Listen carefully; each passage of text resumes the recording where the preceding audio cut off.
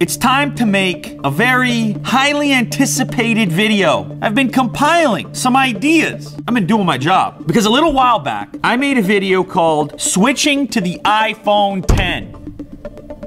And you probably noticed that in front of me, there's an iPhone 10 right here. When a new smartphone comes in here, I don't always switch over to it exclusively. I don't always put my SIM card into that device. But you see, this device here, this is a flagship. This gets a lot of attention. The notch, the lack of the home button, the lack of the fingerprint scanner. So because of that, I had to make an effort to really invest myself into it so I could give you guys the type of feedback that might help you determine whether or not this phone is for you.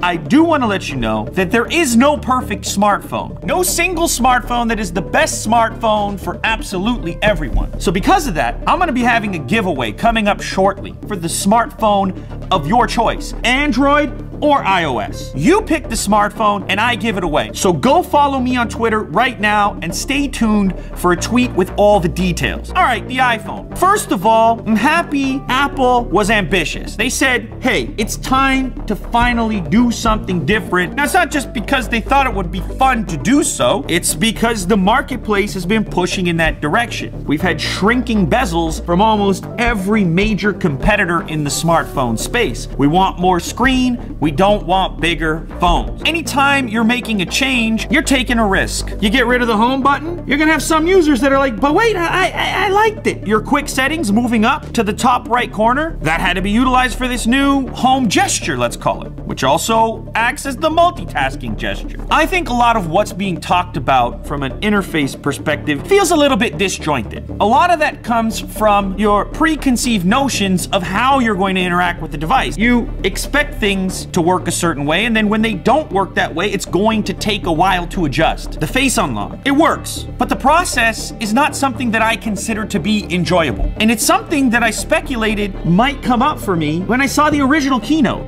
Is as easy as looking at it and swiping up. And, you know, let's try that again. Ho, ho, ho. You know, I'm lying in bed, I want to reach over and quickly unlock it, and my glasses are off, and my hat is off, and it'll miss, all right? Now, with the fingerprint scanner, that doesn't happen. But there's also kind of strange way that you interact with it. This almost like bowing to your phone. You adjust, there's a little bit of that. Sometimes there's a little bit of an adjustment here. Even when you get the little unlock there, you're not done. It's an unlock and then it's a swipe up. It's a two-step process. I'm a fan of technology, so I like that progression. But then all of a sudden I picked up the OnePlus 5T and it was like, blam! I have it over here. I point it towards you. Nada. Bam!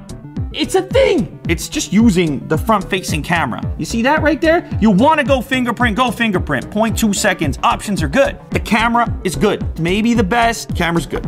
Build quality is solid. It feels great. It just feels expensive. Wireless charging. Finally, it's great. Using it in my car, using it beside the bed. I never charged it with a cable. Not once. Weirdly though, because of how much this camera protrudes here, some wireless chargers make contact better than others. That camera hump rears its ugly head as well. The speaker, the second loudest speaker that I tested on a smartphone after the Razer phone, which is huge and has these giant speaker units. I want to give you the backstory on how I got to this phone as my daily driver. Galaxy S8, moved on to the S8 Active, bigger battery, to the Pixel 2 XL. We got the fancy wallpaper with the waves coming in beautifully. Took the SIM and I put that into the Razer phone. My goodness, with the 120 hertz, yes! That's what it should look like. Comes at a cost because you're not getting an OLED display. I gotta have the OLED. I gotta have it. So the SIM card came out and it went into the OnePlus 5T. You saw that unboxing video. But to round out my feelings here about the iPhone 10, it's an ambitious project for Apple here. They're trying to change the core interaction that you've had with your iPhone forever. I like ambitiousness. But the problem is, when you're buying a device that's $1,000 plus, I'm not sure you're paying strictly for ambition. What you want is no excuses. I don't think you can have excuses at $1,000 because $1,000 now represents twice the price of something like the OnePlus 5T. I get an enormous number of notifications, probably 400 emails a day. But when I switched to this phone, I had exposure to the notification system that exists on here. I'm not telling you anything new when it comes to notifications. I'm not the first person who's complained about it. But on Android, if you've ever used it, it'll stack them. And then you can drag down and see the most recent one. But this is a good phone. I think a lot of people would buy this thing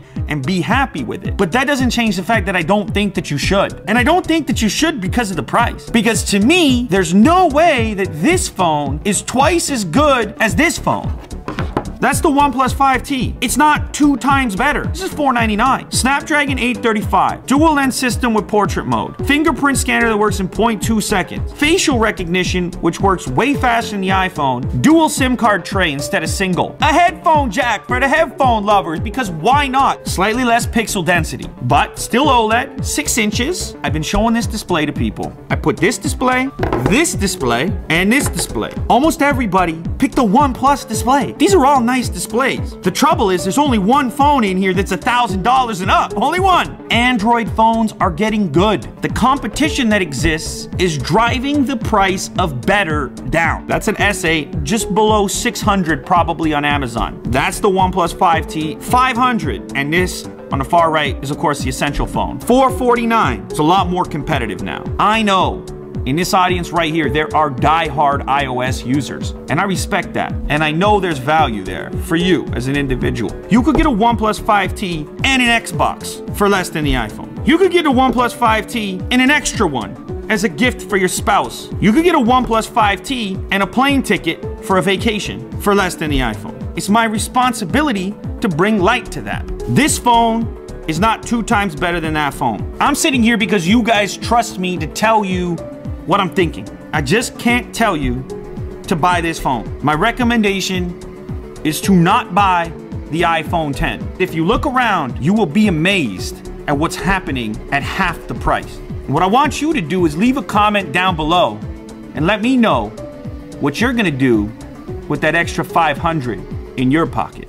This episode of Unbox Therapy has been sponsored by GoDaddy. You've probably heard of them. It's the place where you might have registered a domain in the past. And now they've got this new thing called GoCentral, so you can very easily build your own website, probably in under an hour. Now here's the thing, you can use GoCentral on a laptop, on a desktop, but also on a mobile device. You could be sitting there in a coffee shop on your smartphone, setting up your new project. Head over to the link down in the description for a 1-month free trial, and there's no credit card needed for that trial. So you can mock up your own website and you can do it for free thanks to GoDaddy. And because of their sponsorship, we're able to give away a bunch of smartphones. In fact, 3 smartphones that I'll be giving away on Twitter. So go follow me there, and the smartphone is gonna be your choice. If you happen to win, it could be any of these. It could be a Pixel 2 XL, it could be the Razer phone, hey, even the iPhone 10 if you think it's perfect for you, or even ones that aren't here. If you win this giveaway,